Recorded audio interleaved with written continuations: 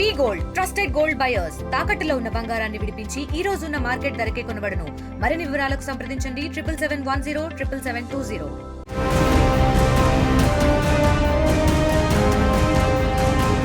4 దశాబ్దాల సుదీర్ఘ రాజకీయ చరిత్ర కలిగిన వ్యక్తి ధర్మాన ప్రసాదరావు. నేదురుమల్లి జనార్దన్ రెడ్డి మొదలు వైఎస్ జగన్ వరకు అనేక మంది సీఎంల కేబినెట్లలో ఈయన కీలక పాత్ర పోషించారు. అధికారంలో ఉన్నా అపోజిషన్లో ఉన్నా హుందాగా వ్యవహరిస్తూ ఉంటారు ధర్మాన. కానీ గత ఎన్నికల్లో ఓటమి తర్వాత ఆయన సైలెంట్ అయిపోయారు. పార్టీలో సీనియర్ నేత అయిన ధర్మాన మౌనంగా ఉండటం ప్రస్తుతం చర్చనీయాంశంగా మారింది.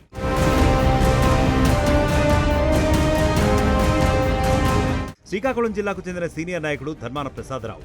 ఈయన ఇటీవల కాలంలో పార్టీకి దూరంగా ఉంటున్నారని రాజకీయ వర్గాల్లో చర్చ జోరందుకుంది.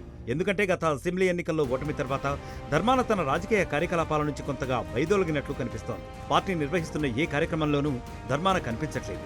ఇటీవలే పార్టీ నిర్వహించిన శ్రీకాకుళం జిల్లా సమీక్షా సమావేశాలకు ధర్మాన హాజరు కాలేదు. తన సోదరుడు ధర్మాన కృష్ణదాస్ జిల్లా వైసీపీ అధ్యక్షుడిగా ప్రమాణ స్వీకారం కార్యక్రమంలోనూ ధర్మాన కనిపించలేదు. అటు విద్యుత్ ఛార్జీల పెంపునకు వ్యతిరేకంగా వైసీపీ నిర్వహించిన ధర్నా కార్యక్రమంలోనూ ధర్మాన ఆయన కుమారుడు రామ్ మనోహర్ పాల్గొనలేదు.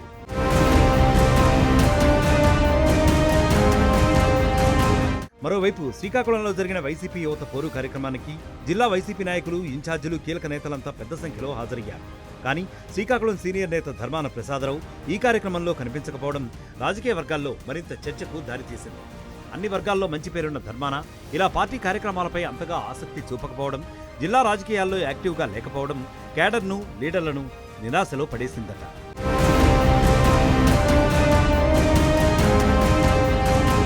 ఇదిలా ఉండగా 2024 ఎన్నికల్లో ఓటమి తర్వాత ధర్మాన రాజకీయాల నుంచి తప్పుకోవాలని భావించినట్లు తెలుస్తోంది.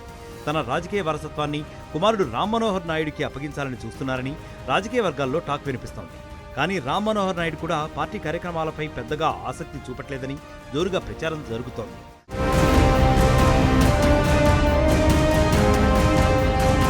తాజా పరిణామాలన్నింటితో పార్టీ కేడర్లో తీవ్ర అసంతృప్తి వ్యక్తమవుతోంది. ముఖ్యంగా కార్పొరేషన్ ఎన్నికలు దగ్గర పడుతున్న వేళ ధర్మాన వంటి సీనియర్ నాయకుడు నిశ్శబ్దంగా ఉండటం పార్టీ నాయకుల్లో, కార్యకర్తల్లో ఆందోళన పెంచుతోంది.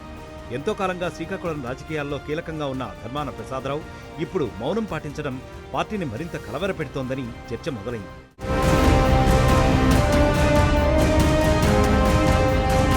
శ్రీకాకుళం నియోజకవర్గం టీడీపీకి ఒక విధంగా కంచుకోట.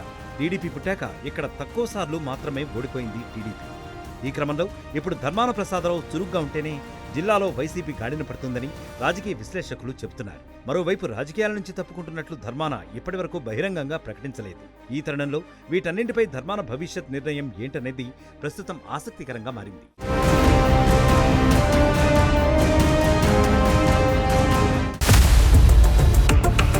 For latest updates on India-Pakistan tensions, download RTV Live app.